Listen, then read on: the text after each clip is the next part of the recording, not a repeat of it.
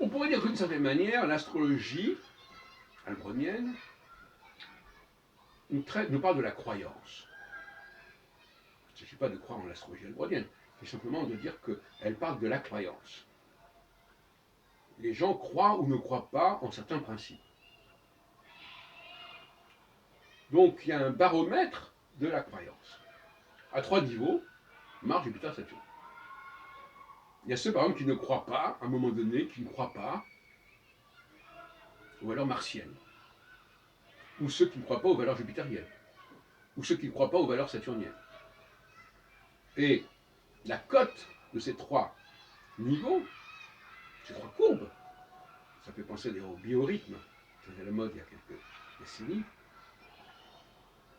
eh bien, on peut imaginer une application où on verrait qu'à un moment donné, la cote de Saturne baisse, ou la cote de Jupiter monte, et la cote de Mars monte.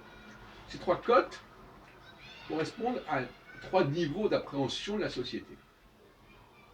La cote martienne, c'est rappeler que la société, elle fonctionne aussi par une forme d'hérédité, de filiation. Alors à un certain moment, c'est cette cote-là qui l'emporte. À d'autres moments, c'est Jupiter qui va parler plutôt, non plus du droit du sang martien, mais du droit du sol jupitérien, si on peut dire. C'est-à-dire, voilà, ce sont des gens qui partagent un même espace, partagent une même culture, qui partagent une même langue. Et on croit à ça. C'est la position d'un Zemmour. Il veut croire que cette dimension jupitérienne existe, elle est importante. Qu'il suffit d'y adhérer et de se conformer aux exigences de cet état. Et puis il y a le 3e niveau qui dit, moi je crois à l'Europe. Je crois à une Europe des nations. Je crois à une Europe un empire qui va englober des populations extrêmement diverses. Voilà. Des populations diverses, de religions diverses, de races diverses, et même de géographie et de climats divers. Comme c'était le cas des grands empires européens, notamment l'Empire français, l'Empire britannique, jusqu'au milieu du XXe siècle. Donc, voilà, il y a ces 3 croyances qui se disputent et qui, à certains moments, il va y avoir une de ces croyances qui va l'emporter ou au contraire qui va décliner, mais tout à fait provisoirement. Tout à fait provisoirement. Parce que nous avons un système que j'ai mis en place dans l'astrologie albronienne. Comme ces 3 planètes, vont être en rapport avec 4 étoiles fixes royales. On trouve dans le tétramorphe d'Ézéchiel, etc. Le lion, les aigles, l'homme et le taureau, etc. On va là-dessus. Et selon le rapport de chacune de ces planètes avec ces 4 étoiles, eh bien, ces planètes seront plus ou moins fortes. Et donc la croyance, la cote de ces planètes sera plus ou moins forte. Elle sera d'autant plus forte que ces planètes ne seront pas conjointes avec ces étoiles, et elles seront d'autant plus faibles qu'elles seront le plus fortement conjointes. On me dirait, à quoi ça sert de savoir ça? Une question qu'on peut se poser. À quoi sert-il de savoir qu'à un moment donné, c'est la fonction jupitérienne qui est plus importante que la fonction saturnienne? On peut le comprendre assez facilement. Quand c'est la fonction saturnienne qui l'emporte sur la fonction jupitérienne, on va minimiser le rôle des nations qui sont englobées dans cet ensemble saturnien. Quand l'ensemble saturnien est plus faible, quand l'énergie saturnienne est plus faible que l'énergie jupitérienne, eh bien, la question des nations va l'emporter sur la question de la fédération et de l'empire et de l'union. Donc ça permet de comprendre l'évolution des mentalités, etc., sur ce sujet. Actuellement, par exemple, on a un Jupiter qui est faible, et il y a une sorte de guerre civile en France. Par la faiblesse, même, les gens ne croient plus aux valeurs jupitériennes.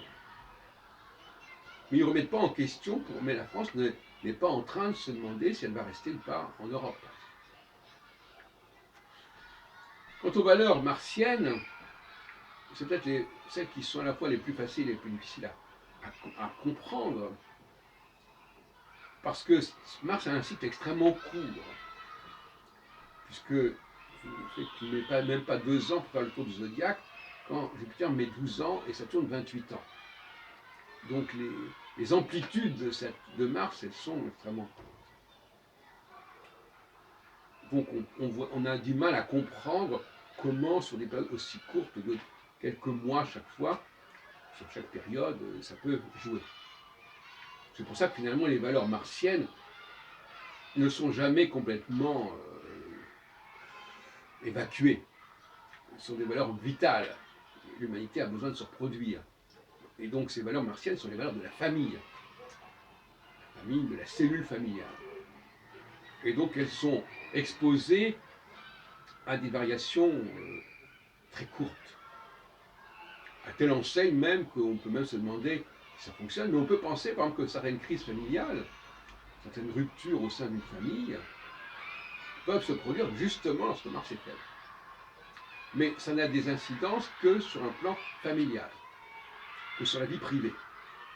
Mars, c'est la planète de la vie privée au niveau cyclique. Et Jupiter et Saturne correspondent à la vie, à l'espace communautaire, mais en fait l'espace national, qui est un espace intermédiaire entre l'espace privé et l'espace public au sens de empire, au sens de mondial.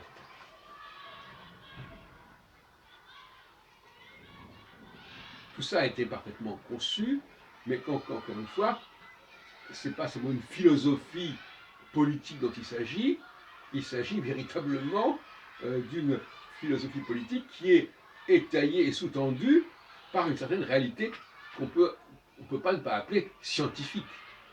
Donc là, on a un apport à la science politique majeur. Ce ne sont plus des constructions. Maintenant, la question que j'ai déjà posée à plusieurs reprises, c'est est-ce que ces connaissances de ce triptyque, est-ce que ça peut interférer ou jouer sur le plan constitutionnel, sur le plan des élections, etc. Moi, il me semble que oui. Il me semble que ce baromètre ternaire à 3 niveaux, qui peut faire pendant au baromètre aux prévisions météorologiques, si on veut, eh bien,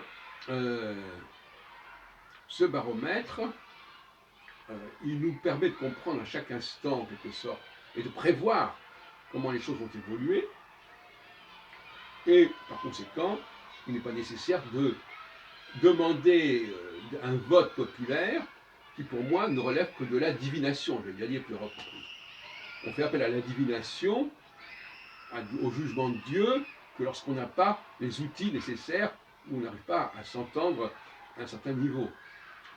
Effectivement, le renforcement de la science politique, paradoxalement, la science politique qui souvent s'intéresse aux phénomènes démocratiques, aux phénomènes des élections, et bien justement, le renforcement de la science politique conduit à l'élimination des élections. C'est un paradoxe épistémologique assez croustillant.